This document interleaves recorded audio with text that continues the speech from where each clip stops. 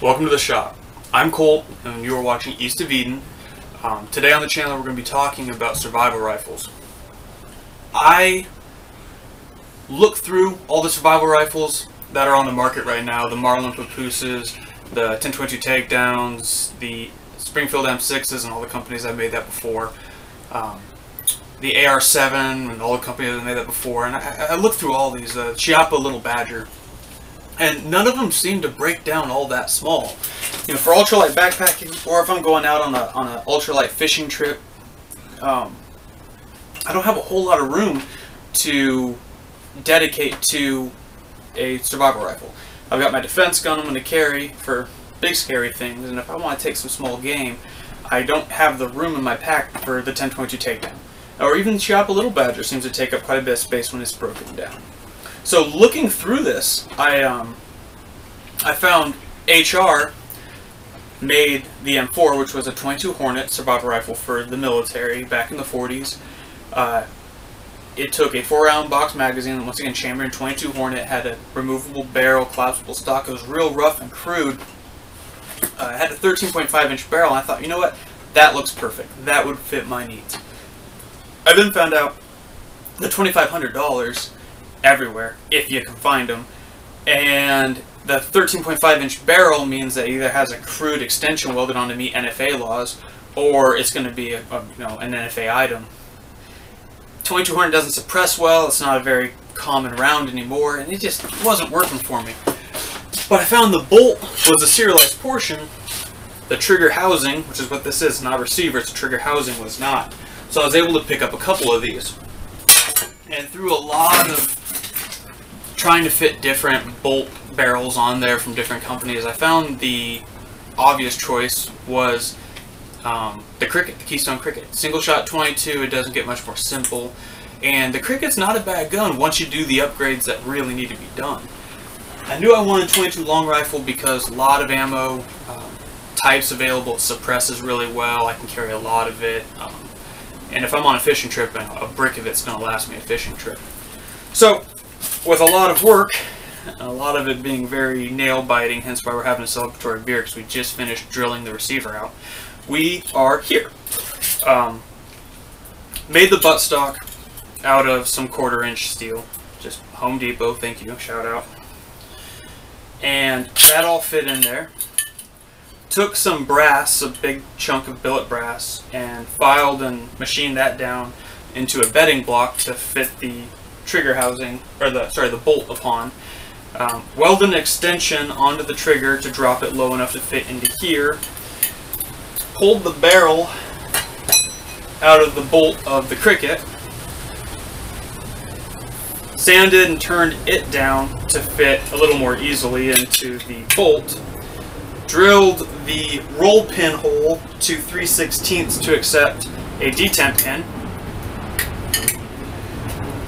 Upgraded the plunger to Cricket's aftermarket steel plunger. Welded the original bolt handle from the M4 onto the gun, onto the bolt, and I ended up with this, which is about exactly what I was looking for.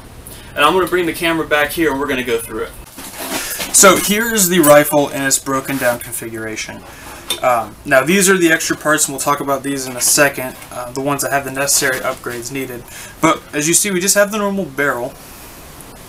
I did put the upgraded sights once again from Keystone's website. The Keystone bolt, the M4 from HR's trigger housing, the stock, once again I made myself. On the bottom is just some 18 gauge sheet. This is actually an eye bolt that I flattened out for a sling stud. This opens up and has some room for 22 ammunition. And it's real simple. I'm not going to go too in depth on how I did it. I'm sure you guys can figure it out. You're all real smart. Things that I had to upgrade: this bolt was not the right angle, it wasn't ergonomic, so I had to get that cut, and I had to weld a new bolt knob onto it, and there's quite a difference there. That is definitely a must. And then the trigger, cut that, V-notch it out, and do a butt weld to the longer trigger. I got the longer trigger from Sarco. That was available for the M4 as well. They had some select parts. Luckily they had everything I needed for this project. Once I got the barrel out, and it's very important when you do that, that the bottom has a screw, a set screw that's kind of hidden in between the, I don't know, the trigger post I would call it. It's like a bedding post, but it's for the trigger. You have to take that screw out or you'll ruin the first one, like I did. You'll ruin the barrel. Pull that out, and then this presses out fairly easy. Took some emery cloth and just turned it real slow and even. Barrel slides in. I drilled it out 3/16 to fit the detent pin.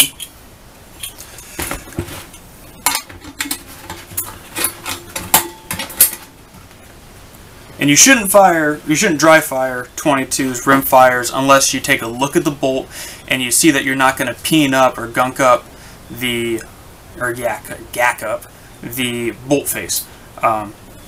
Being a rim fire, it does often pinch the primer to cause it to go off, and in many cases you will over time ruin the gun. So fair warning, don't do this too many times. Now I made it stick in there pretty good. You kind of have to use your thumb for leverage and work it slowly. What I didn't want is people grabbing it who want to see it, pull it too fast and bend the pins or break the welding. That's what I did. I actually cut it, widened it out, and welded it here. I didn't like the pin idea that was on there originally. But that's it. Nice, simple. It would be a lot lighter if I didn't use brass as the material for the bedding block.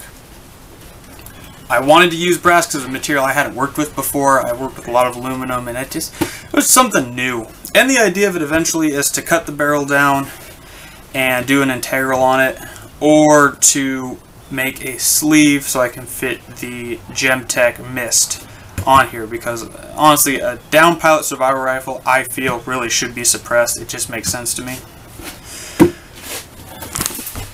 Well, that's it for us, guys. I really appreciate you watching. This is our first video, so expect them to get better from here on out. We really like doing weird guns. We like doing weird EDC, and we want to share that with you.